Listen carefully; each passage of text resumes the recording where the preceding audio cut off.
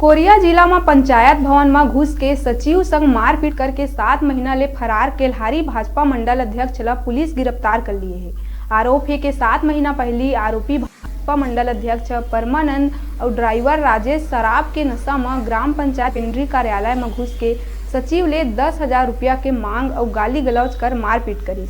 सचिव ह कार्यालय में व्यवधान उत्पन्न करे और मारपीट करत जान से मारे के धमकी देहे के आरोप में मंडल अध्यक्ष और ड्राइवर के खिलाफ थाना में रिपोर्ट दर्ज कराए रही।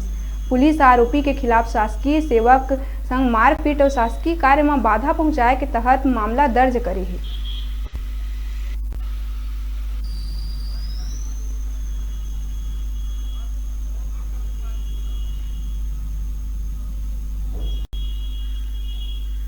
जिसके रिपोर्ट पर अपराध कायम कर विवेचना की जा रही थी।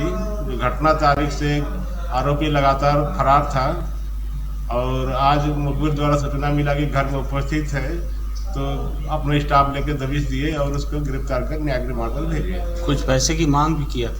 नहीं, इस बात को नहीं बताया है।